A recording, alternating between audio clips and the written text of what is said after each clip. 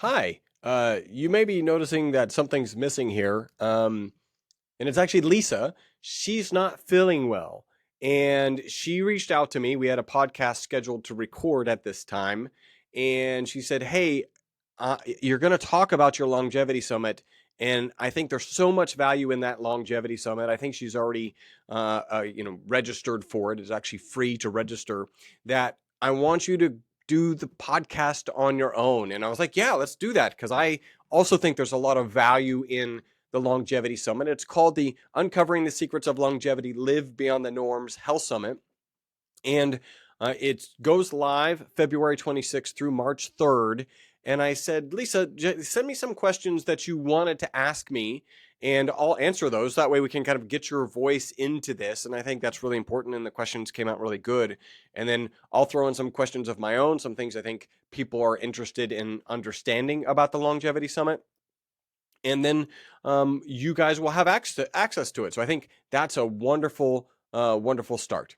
She says that I am one of the few women that she knows in the biohacking space, and I'm wondering, what do your interviews offer to women who typically juggle? They wear lots of hats, and from time to time they get worn down, and they may catch a cold or the flu. That's kind of the body's off switch when you guys need to spend more time focusing on yourself, and maybe a little less time focusing on others. And I think, first off, I think it's 100% true. Like, I know often when I get sick, when I'm under the weather, and really kind of like I can't do anything under the weather. I've been under the weather recently, but I've been able to just muscle through, and really not even muscle through. I just feel like I have plenty of energy. I just have a lot of kind of mucus. You might even hear it in my head and in my chest. I think when you get to the point where your body really shuts down, you're like, I just can't even record a podcast. That is a sign that that you need to take a break, and you need to focus on yourself. And that sometimes can just be the rest that you're going to get when you focus on yourself. Um, what does this longevity summit have to offer women very specifically? I mean, first, it's a longevity summit. There's a lot of value in thinking how the medical community, how experts in longevity think about living longer. By the way, I interviewed 55 experts in longevity, so it's very comprehensive. And then more specifically for women, I interviewed Deborah Atkinson. She is the host of Flipping 50 podcast, which I think is actually really kind of amazing, because the flipping 50, we actually touched on this in the interview, is like, am I just flipping how 50 is supposed to be, quote unquote? Or am I flipping off 50, like living over 50? So like, hey, screw you, I'm not going to live like I'm supposed to. I think the kind of juxtaposition there is very good. She's helped, I think she has 120,000 followers on YouTube, helping women through the menopause transition. Another person that I interviewed, kind of very specific to this topic, Zora Benhamu. She is the host of the podcast. I've got it in my notes here. Let me see. It's the Hack My Age podcast, which also helps women through menopause. So there's definitely things very specific to menopause that we cover. And I'm going to get to some more general questions here in a minute. I'm also going to quote her here. She says that she would also like to share that she is enjoying ESS 60. And I want to quote this exactly. In her morning cup of coffee, that there's a buzz that's a little. She uses a little handheld frother to mix, I think it's the MCT oil, in her coffee. She finds it delicious, and she enjoys the energy that she gets from it. So again, I wanted to just pass that on. That's a quote from her. And then I've got some questions that I think would be interesting to answer. So one was, why did I decide to put together a longevity summit? I've got to be honest.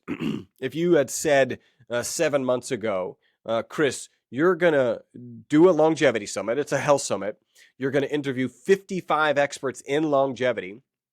3 of those experts are going to be some of the best known people in longevity and the biohacking community. So people like Dave Asprey, he created the phrase biohacking. He coined the phrase. He's like the father or the grandfather of biohacking. Some may not know his name, but most will know the name Bulletproof Coffee. He's the creator of Bulletproof Coffee, and that's actually kind of what Lisa is doing by putting our MCT in her coffee. So that was an amazing interview with Dave Asprey.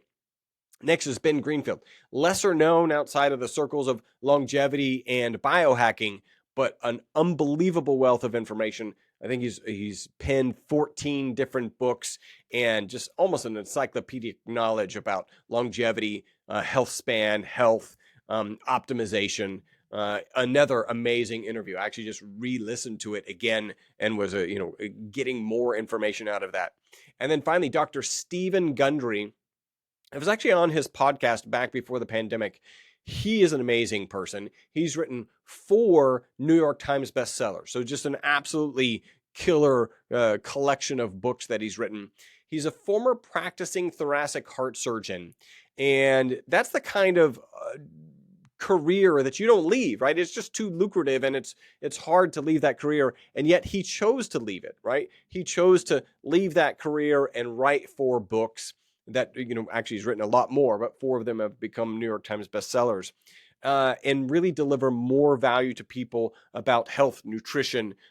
His latest book is Gut Check, and had an amazing conversation with him about his book Gut Check and all the value. He still sees patients 6 days a week, and it's just kind of reporting that data in the interview I did with him and also in his book Gut Check. So why did I decide? So if you had told me I needed to do this longevity summit, I would have said I don't think that's going to happen. I don't know how I'm going to put all those pieces together, and yet here I am on the other side. All those pieces are together, and I'm really excited about what I've put together. Again, just to share with you, there's going to be a link in the show notes. It's free. You just need to give your name and email. And the format is it launches February 26th through March 3rd. 7 to 8 videos are released each day. So you can watch those videos at your leisure on that day. If you miss a day, you actually can't get back to that day. What you can do, though, is for, I think it's $99, you can purchase access to all of the videos. So it's 45 plus hours of amazing content about living longer, living healthier, optimizing your biology, and as I mentioned, 2 kind of experts in the menopause space. So I think there's a lot of value there. Now, you might be wondering, okay, so who is this guy? He's got a lab coat. If you hadn't listened to the podcast that we recorded earlier, previously, I'm just going to share real quick. I've been manufacturing this molecule. So if you're watching, you see me holding up a model. If you're listening, just imagine a soccer ball where the lines on the soccer ball represent the bonds between the carbon atoms. So a spherical molecule of 60 carbon atoms. This molecule was discovered in 1985 here in Houston. That's where I'm based, at Rice University, a very prestigious university. And the 3 scientists who discovered the molecule went on to win the Nobel Prize for that discovery. And it was short 11 years. So discovered it in 85, Nobel Prize in 96. I've been manufacturing the molecule since 1991. Scientists actually thought it would be toxic. They put it in a toxicity study. Instead of being toxic, by the way, my lab provided the material to that study. We're mentioned in that peer-reviewed publication. So we are the foundation of this industry. Instead of being toxic, the test subjects that they gave it to, in this case it was Wistar rats, lived 90% longer than the control group.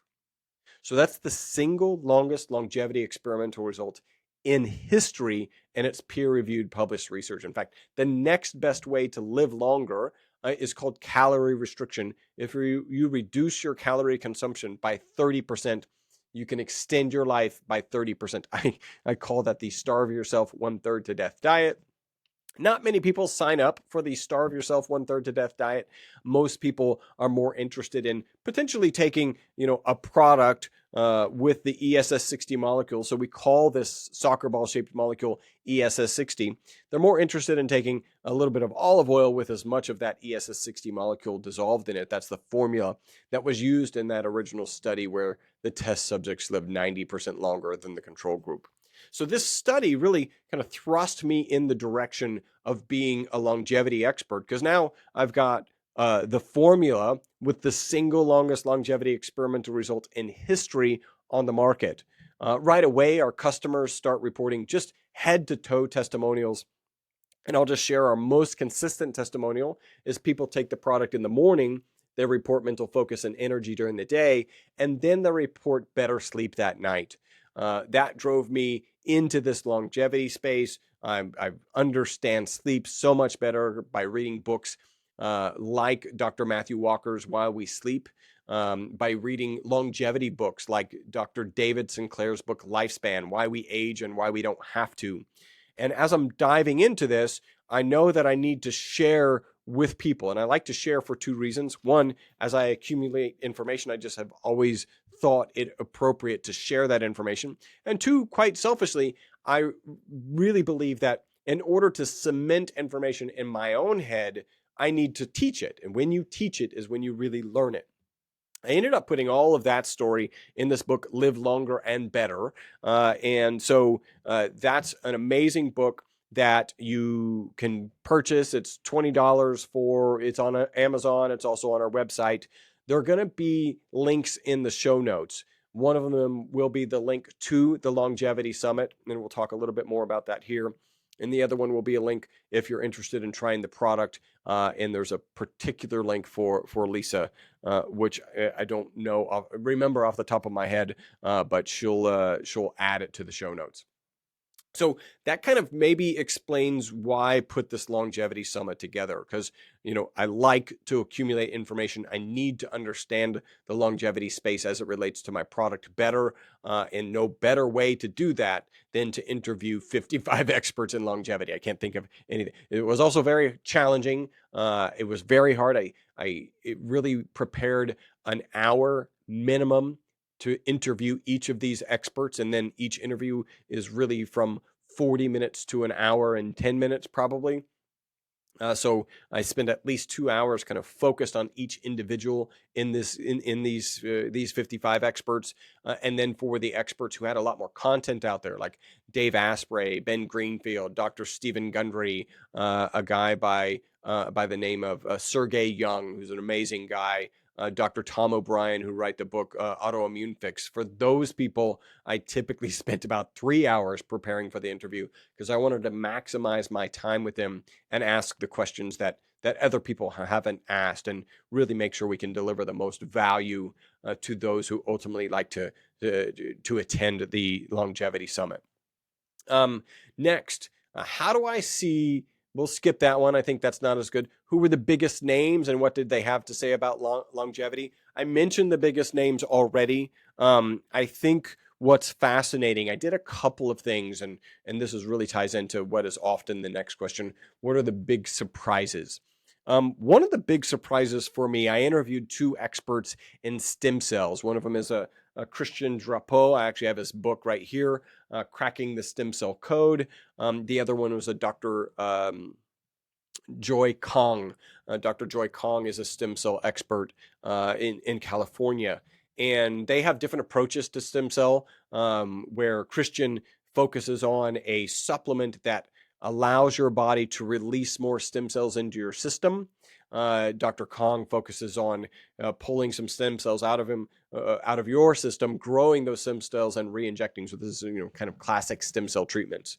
Both of them experts, both of them amazing conversations about stem cells, and even in the preparation, and learned so many amazing things. What was surprising for me, at least, I was always kind of looking for what's the magic bullet that will make you live forever, and what's the potential magic bullet that will ultimately kill us and that we need to be figuring out how to solve. In the case of stem cells, through the conversation with Christian and with Dr. Kong, you come to realize that stem cells are released from red marrow in your bones, right, from your bone marrow. And that red marrow shrinks as you age, and eventually shrinks to the point that it is no longer producing stem cells. We have a very clear understanding that our skin, right, is constantly sloughing off, and it's being replaced, right? We don't have as clear a picture. I mean, the medical community does, but like us as individuals don't realize that every muscle cell in our body is replenished about every 3 months, right? So 4 times a year, you have entirely new muscles because those muscles have been replenished, each and every cell. What does that replenishing is stem cells. So a stem cell can actually turn into any cell that it needs to. It runs around and finds the cells that need to be replaced, and then gets turned into that. So if it's a muscle cell, it gets turned into a muscle cell, heart cell, liver cell, kidney cell. So you can imagine that's the repair mechanism of our body to continually rebuild us and make sure we're whole. If the part of our body that provides those stem cells shrinks to the point that it can no longer provide those stem cells, it's kind of like, okay, now your car, you can't put gas in it, you can't change the oil, you don't have a mechanic. Like eventually it's going to stop, and with us, it's going to stop pretty rapidly. So that was the lever that the silver bullet that we've got to figure out how to solve. Now, you go back to the interview with Dr. Joy Kong, and she's talking about getting some cells out of your body, growing them, and injecting them back in. So we can see that we're going to have processes to manage this, but this was kind of the biggest limiting factor. So I thought that was a big surprise. Another big surprise for me, and I think this is really interesting from the perspective of what do longevity experts think about longevity. So go back to the original study, right, on MyVitalC. It's ESS 60, the molecule, the soccer ball shaped molecule dissolved in olive oil. And then you think, okay, they lived 90% longer. I share that story regularly. And a lot of people will say, well, why would I want to live longer? And at first, this confused me because I've always wanted to live to 125. And so people saying they don't want to live longer, I don't know where that came from. And then just thinking about it and having conversations with people, it came to me that what is going on is people aren't hearing the question, would you like to live longer? Or hearing kind of the implication of that in that study. What they're hearing is only that as you live longer, you live in a more infirmed and decrepit state. And so why would you want to live longer if that's true? People assume it's true. In fact, they kind of know it to be true in their core, even though the medical community is in the middle of this quantum shift. I call it a longevity revolution, where we're changing the concept of, and the medical community is changing its understanding that, hey, you can live longer and you can live healthy. Because at the end of the day, if I were to ask you, if you had the same mental capacity that you have today, or maybe better, and if you had the same physical capacity that you have today, again, or maybe better, would you then be interested in living to 150? Because maybe the answer is yes. If you just extract debilitated and, oxygen tanks and walkers from living to 150 years old, if you separate those two, you're like, yeah, if I've got this, then I want that. And that's what we're in the middle of. Now, I think it's a great telling example, what I'm about to share with you, that even longevity experts, right? I interviewed 55 of them, don't yet have this separated in their mind. So each and every expert, all 55, I asked a number of questions. Two of the questions were, how long do you want to live? And how long do you think humans can live? Right? So every single expert, how long do you want to live? How long can humans live? And only 3 experts gave the same number for those 2 questions. So think about that. If you believe we can live to 120, by the way, we have Jean Clement, she lived to 122. So there's evidence that we can live to 120. And if you are in the longevity space and you believe that we can live healthier, why isn't your goal age the same as the potential age? And again, it's because we can't extract living infirmed and debilitated from actually aging, right? From chronological age. So even in this kind of forward-thinking longevity space, we haven't made the adjustment to our thought processes, and that's what we're in the middle of, this longevity summit. I think some other things to point out that are really important. I asked every expert, give me 2 to 3 habits, mindsets, protocols. Let's call them shortcuts, because everybody likes shortcuts for longevity or a long health span that you would share. And then we accumulated all the data. 33.3% said sleep mentioned sleep. 52% mentioned exercise. 52% mentioned diet. And 46% mentioned mindset. Now, the two numbers that stood out to me right away was that 33% mentioned sleep and 46% mentioned mindset. And I thought, hey, I think the experts got this wrong because my product, the most consistent testimonial, involves better sleep. Better sleep is good for your mental, physical, and emotional well-being. If you go read Dr. Matthew Walker's book, Why We Sleep, it will terrify. The book is terrifying about what happens to you physiologically and mentally and emotionally when you don't get enough sleep. And enough sleep typically means about 7.5 to 9 hours of sleep opportunity. And when you know that and you cement that in, that sleep is good for your mental, physical, and emotional well-being, I thought the experts probably got it wrong. Sleep is actually more important than mindset. And then I'm just going to share a little interesting story. So there's so many interesting stories, right? 55 experts. They're talking about their own health concerns. They're talking about health concerns of their patients. They're talking about health concerns of their audience and how to solve them. Dr. Gundry told this interesting story that I think is relevant to mindset. And he shared he was working with somebody pretty high up in a social media company, and that person was having pains. And that person came to him because he was having his pains. And one thing to share, Dr. Gundry still sees patients 6 days a week. So he sees patients 6 days a week. And he said, this is kind of a segue off of that story. 100% of his patients have antibodies to wheat in their bloodstream, which means components of wheat that are not supposed to get into the bloodstream are getting into the bloodstream. That's called leaky gut. And that leaky gut and those proteins are causing the body to say, hey, these are invaders. We need to fight them. Let's make antibodies to these invaders. And one of the big challenges, and this is the driving force, Dr. Tom O'Brien talks about this in Autoimmune Fix, is that now the body has these antibodies. Those proteins that are in wheat are very similar to the proteins in our own body, to the cells in our own body. And that's where autoimmune disease comes in, because now our body is actually fighting itself because it's gotten sensitive to these proteins that are getting in, these wheat proteins and other proteins like related to milk, proteins related to dairy, which I just mentioned, and eggs. Those are kind of some of the typical ones. And corn is certainly way up there. So 100% of his patients have antibodies in their system to wheat. And then, so he does the kind of battery of tests for this social media guy.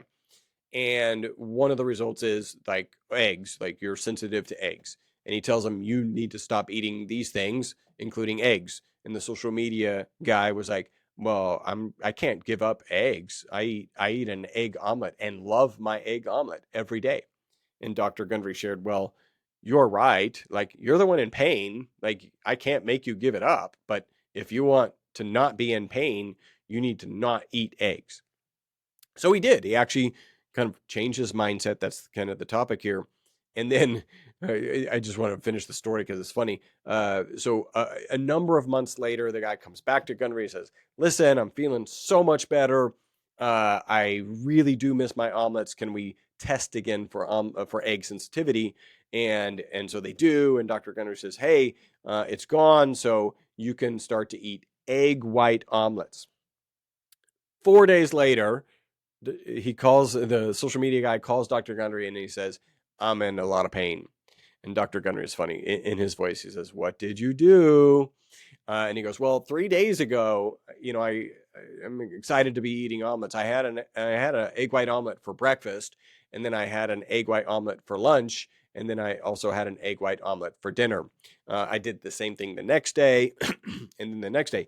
And I tell all of that story, one, because it's kind of a very interesting story about a high-level social media guy, but because it really is about mindset, right? His initial mindset was, I'm not going to give up eggs, even though I'm hurting. Now, he got over that, but it dawned on me, yeah, I think the experts did get it wrong, but not the way I initially thought. Mindset is so much more important. If you need to change your sleep and you have the mindset to make the changes that you have to improve your sleep, that's a problem. If you need to change your exercise or your nutrition and you don't have the mindset to actually do it and stick to it, that's a problem. And I want to add one caveat because I think this is really important out of these interviews. Because this probably holds some people back of even diving into why they might have food sensitivities. Like, I kind of know wheat's bad for me, and I will never give up bread, right? If that's your mindset, then you're stuck. I want to change that to say you may not have to give up bread forever. If you think about the story with a social media guy, Dr. Gundry's story, he had to give up eggs for a while and then was able to incorporate them. Not at the level that he did, but he could have eggs from time to time. So don't be afraid to find out your sensitivities for fear that you can never have something again. Just know that you're going to feel so much better.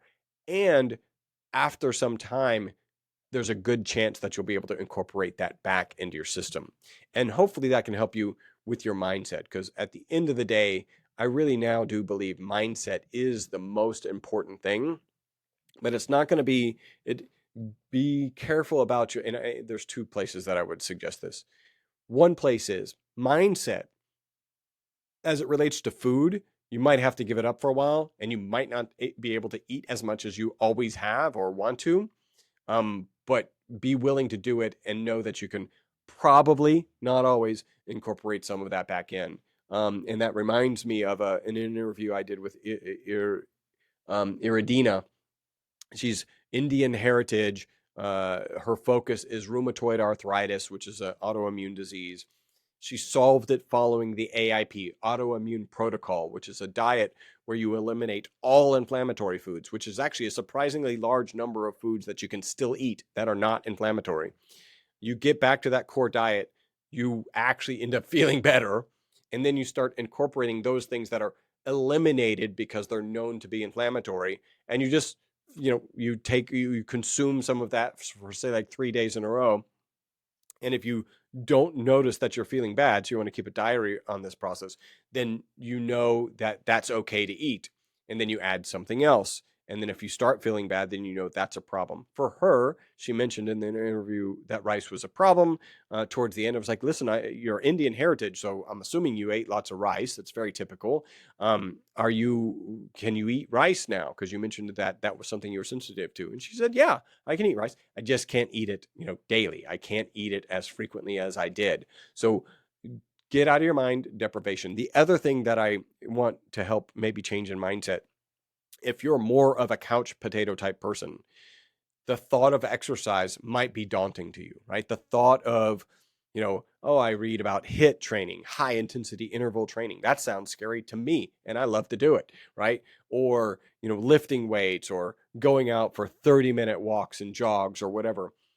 Let's just take that off the table. Just go do 5 minutes. Change the mindset. Just go do 5 minutes of walking only. You ultimately want to build up. But if the thought of building up causes you not to do the 5 minutes, don't think about building up. Just say, you know what? Chris says, if I can get 5 minutes of walking every day, that's better than nothing. And in fact, 5 minutes of walking every day is better than 35 minutes once a week, right? It's the act of doing it. And in the back of your mind, you're like, okay, eventually I might be able to ramp this up. But again, if that thought slows you down from getting that 5 minutes, don't think about it. Just focus on the 5 minutes. So hopefully I shared with you enough.